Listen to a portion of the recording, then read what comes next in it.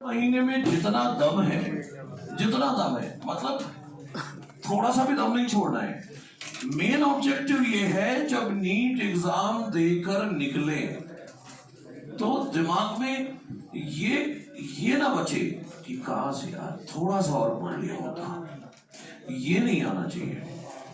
अगर ये नहीं आया मतलब आपका पेपर पक्का सही गया है, आपका सिलेक्शन होगा। काश ये वर्ड नहीं आना चाहिए, अगर आया तो फिर गड़बड़ है। इसीलिए बोल रहा हूं काश बोलने की नौबत ही ना आए, ऐसी तैयारी करनी है। बायो में थ्योरी ज्यादा पढ़ें, क्वेश्चन लगाएं लेकिन लिमिटेड लगाएं।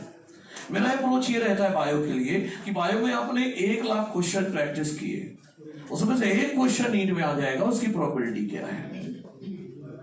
हो सकता है 1 आ जाए, 1 भी ना आए 1 लाख क्वेश्चन प्रैक्टिस करने से। तो मेरा कहना यह है कि 1 लाख क्वेश्चन की जगह 20,000 क्वेश्चन प्रैक्टिस करें और 80,000 क्वेश्चन जो के प्रैक्टिस करने का टाइम जो है ना वो थ्योरी पढ़ने में लगाएं। क्योंकि थ्योरी जितना ज्यादा बार पढ़ोगे नॉलेज बढ़ती रहेगी और आंसर सही करके आओगे। लोग मुझसे पूछते हैं सर, कई लोग आते हैं सर एनसीईआरटी कितनी बार पढ़नी चाहिए आइडियली? तो मैं बोलता हूं तेरे पास जितना टाइम है उतनी बार पढ़ना है। मतलब मेरे पास 10 मिनट का टाइम है ना, 10 मिनट बाद मुझे कहीं जाना है, 10 मिनट का टाइम है तो मैं एक पैराग्राफ पढ़ लूंगा एनसीईआरटी का, एक पैराग्राफ। इतना सिंसियर होना है। 5 मिनट है तो भी 2-4 लाइन तो पढ़ ही लूंगा। एनसीईआरटी के साथ यह है कि रिवीजन जितनी बार री हो सकता उतनी बार रिवीजन करना है, उतनी बार देखना है उसे, तब बात बनेगी। मतलब तो बायो में थ्योरी ज्यादा पढ़े। जैसे मैंने पहले शायद बताया भी था कि मान लो 1.5-2 घंटे हमने पढ़ा बायो, इसके बाद 15-20 मिनट का ब्रेक लो, चाय कॉफी बिस्किट जो भी अच्छा लगता है वो रखें, वो 15-20 मिनट के ब्रेक में खाएं और सोचना है कि मैंने इन 1.5 घंटे में क्या पढ़ा है। सोच नहीं पा रहे, दिमाग घूम रहा है तो बोलना शुरू कर दे कि पहले ये पढ़ा फिर ये पढ़ा फिर ये पढ़ा, टहलते टहलते बोल के रिकॉल कर लो, फिर अगला टॉपिक करो। जैसे फिजिक्स पढ़ा, फिजिक्स के पढ़ने के न्यूमेरिकल करने के बाद भी ये करना चाहिए, 15-20 मिनट का ब्रेक लेकर उसमें ये सोचना चाहिए कि मैंने ये जो टॉपिक पढ़ा उसमें क्या क्या कॉन्सेप्ट है, फॉर्मूला क्या है और क्वेश्चन कैसे टाइप के हैं। मतलब ऐसे होना चाहिए कि यार इस टॉपिक में मैंने एक क्वेश्चन ऐसा देखा था जिसमें ये दिया था तो इसको फॉर्मूला लगाएंगे डायरेक्ट आंसर आ जाएगा। एक दूसरा क्वेश्चन था जिसमें ऐसा नहीं ऐसा था तो फॉर्मूला तुरंत नहीं लगाएंगे, आगे 3 स्टेप करेंगे फिर फॉर्मूला लगाएंगे फिर आंसर आएगा। मतलब कॉन्सेप्चुअलाइज करो उस चीज को। अभी आप ब्लाइंडली जाते हो पेपर देने, फिर उसका पता नहीं क्या निकल के आएगा। क्वेश्चन पढ़ेंगे वहीं ऑन द स्पॉट फैसला करेंगे किसको कैसे करना है।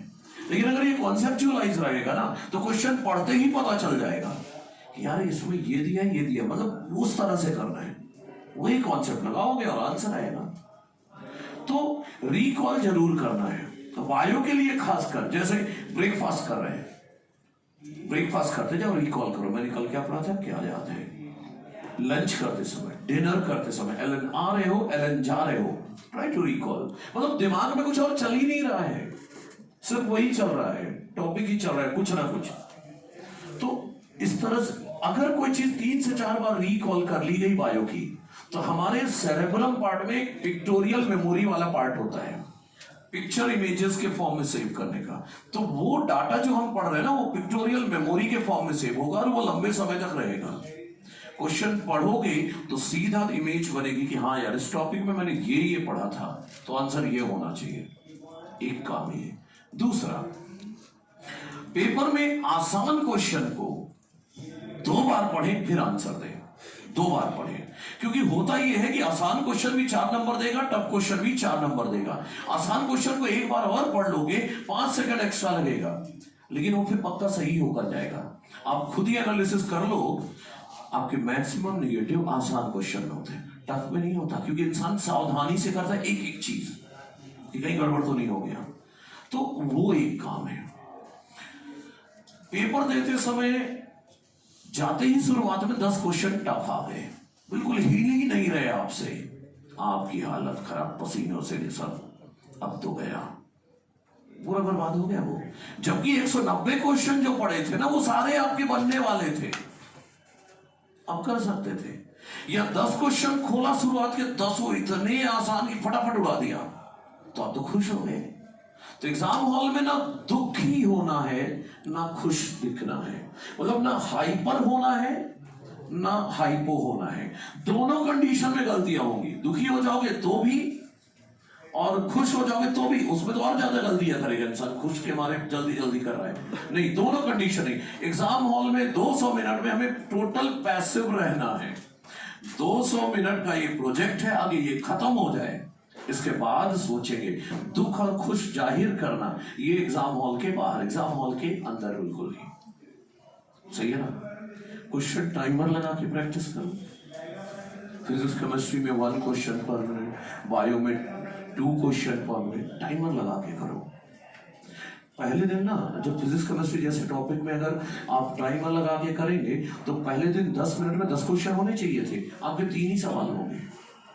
लेकिन टाइमर बार बार जानबूझ के घड़ी देखा करो कि यार 5 मिनट हो गए, 5 क्वेश्चन होने चाहिए, अभी तो दो हुए हैं बस, 5 मिनट में 8 क्वेश्चन कैसे होंगे। तो जो एग्जाम हॉल में हर 3 हफ्ते में फील करने जाते हो घबराहट, नर्वसनेस कि अब नहीं संभल रहा, वो रोज फील करोगे, घर में फील करोगे, और रोज रोज फील करोगे तो इम्यून हो जाओगे इस नर्वसनेस के लिए, आदत बन जाएगी। फिर बोलेगा अरे हटाओ, और इसी बहाने स्पीड बढ़ जाएगी। एक बार स्पीड बढ़ गई ना तो कॉन्फिडेंट हो जाओगे, क्योंकि द थिंग इज नॉलेज आप सबको है। यही क्वेश्चन पेपर 200 मिनट की जगह 300 मिनट का हो जाए। मैक्सिमम बच्चे जो क्लास में यहां वो 70% प्लस ही होंगे। तो प्रॉब्लम नॉलेज में नहीं है, परफॉर्मेंस अंडर प्रेशर में है, टाइम मैनेजमेंट। तो आपको ये सीखना है। आप लोग बस ये सीखते रहते हो कैसे याद करें, कैसे कर लें, कैसे कर लें, ये नहीं सीख रहे हो कि प्रॉब्लम तो कुछ और ही है, टाइम मैनेजमेंट है। वो सीख गए अगर तो एग्जाम हॉल में कभी प्रेशर ही नहीं होगा आपको, और प्रेशर नहीं होगा तो कूल होकर पेपर देना बस हो गया। सही है। और ये मैं बोल रहा हूं कि जितना दम है एक एक सेकेंड यूटिलाइज करो, बाद में काश ना बोलना पड़े। और कुछ पेपर में नंबर कम आएंगे ज्यादा आएंगे उससे कोई फर्क नहीं पड़ता। मेन आपका सिलेक्शन होगा या नहीं ये नहीं डिसाइड करेंगे, वो 200 मिनट डिसाइड करेंगे। हर इंसान का एक दिन आता है, और हो सकता है आप में से मैक्सिमम लोगों का वो एक दिन जो जिंदगी में आना था वो नीट वाला दिन ही हो, तो वहां जो करोगे वही सही निकलेगा, ऐसा भी तो हो सकता है। तो पॉजिटिव बने रहना है, नेगेटिव तो सोचना ही नहीं है कि यार ऐसे। एग्जाम्स देखो, अगर किसी से डरते हैं तो वो डराता है, डरना बंद कर दो, नहीं डराएगा। तो एग्जाम को हल्के में लेना है। जब कोई गलती करके आओ ना, माइनर करके, तो आके देखा करो क्या क्या गलती, और फिर अपने ऊपर हंसा करो। अपने ऊपर हंसना सीखना है, बल्कि आईने के सामने खड़े हो जाओ, ऐसी गलती कर सकता हूं मैं, इज नहीं पढ़ा, नॉट नहीं पढ़ा, ओनली नहीं पढ़ा, अपने ऊपर हंसो। मतलब जो आपको प्रेशर दे सकता है उसको रिलीव करोगे। जितना खुश रहोगे उतनी पढ़ाई अच्छी होगी। खुश रहो, पढ़ाई अच्छी होगी। मतलब ये नहीं होना चाहिए कि मेरा टारगेट था कि आज इतना पढ़ेंगे, 3 घंटे में इतना पढ़ लेंगे, दोस्त आ गया, आधे घंटे बातें हो गई, अब 2.5 घंटे में तो होगा ही नहीं हो सकता है। जब माइनर के एक रात पहले 3-3, 4-4 चैप्टर निपटा सकते हैं। समझ रहे हो मेरी बात। तो जो टॉपिक 3 घंटे में होने वाला था तो आधे घंटे दोस्त से बात किया या खराब कर दिया, कोई बात नहीं, गिल्ट नहीं होना चाहिए, कोई बात नहीं। 3 घंटे में होना था, नहीं हो रहा, 2.5 घंटे में करेंगे, 2 घंटे में कर लेंगे बस। तो ये जिद होनी चाहिए कि ये टारगेट है, ये करना है, ये नहीं, दुखी नहीं होना है, खुश रहना है, फिर पढ़ाई होगी।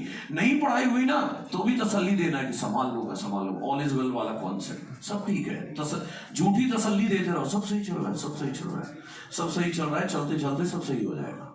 क्योंकि अगर हम थोड़ा सा दुखी होते हैं ना, फिर उस दिन पढ़ाई नहीं होती। तो ये नहीं होना चाहिए। तो जितना दम है लगाओ, और फिर मिलेंगे।